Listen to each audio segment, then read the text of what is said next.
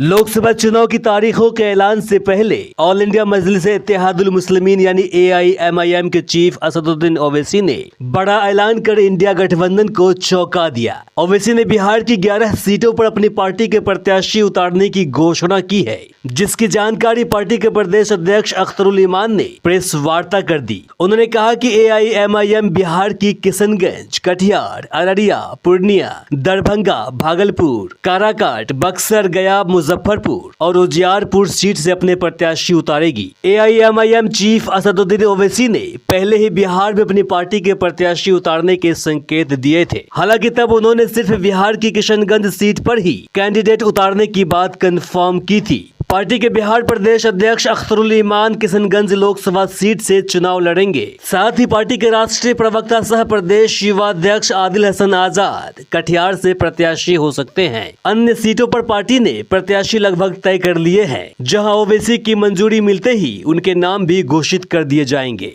तो हम लोगों ने अभी 11 सीटों का अभी वो है जहां हम लोग इलेक्शन लड़ेंगे।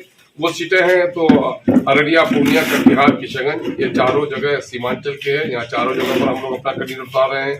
दरभंगा में उतार रहे हैं और मुजफ्फरपुर में, उजियारपुर में, काराकट में, बक्सर में, गया में और भागलपुर में। एक बड़ा आरोप हम लोग का रहता था कि भाई सब हम लोग कांग्रेस के खिलाफ लड़ते हैं। तो आप देख लेंगे ये जिन जिन चीजों का हमने किया है, चाहे उजियारपुर को देख लीजिए, काराकट को देख लीजिए, दरभंगा को देख लीजिए, हम लोग जहाँ बीजेपी, जदयू और कांग्रेस और शायद मुमकिन है कि राजद का तो कोई है नहीं, तो हम लोग ये तीनों जो हम वर्तमान में हैं उनके खिलाफ हम लोग इलेक्शन लड़ने जा रहे हैं। हमारा मामला यही है कि सेकुलर समाज बने और दलितों और अखिलेतों को मान और सम्मान बने। सिर्फ सेकुलरिज्म के नाम पर इनका शोषण और दोहन होता नहीं रहे।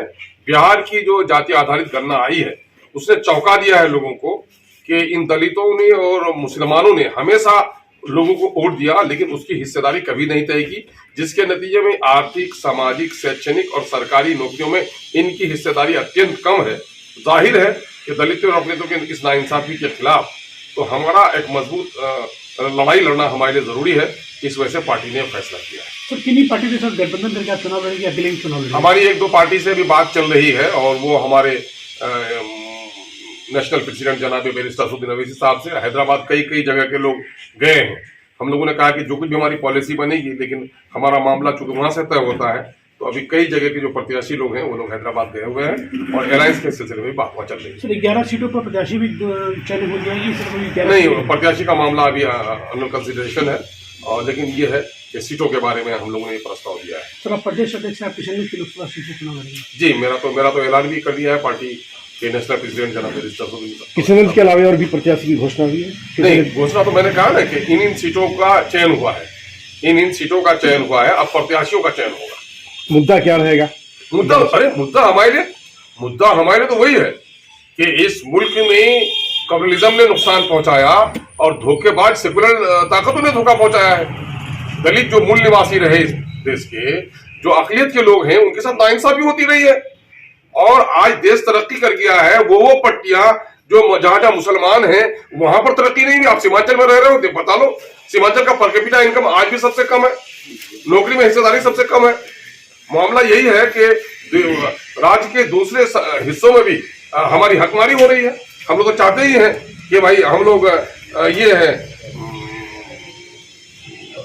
दलितों को इंसाफ मिले और सेकुलर सरकार बने, तो हम लोग तो ये मामला कर ही रहे हैं। अभी हम लोग चाह रहे हैं अररिया से भी हम लोग तय कर लेंगे करीब, और कटिहार से अभी आदिल साहब का नाम हम लोगों के पहले से हो रहे हैं।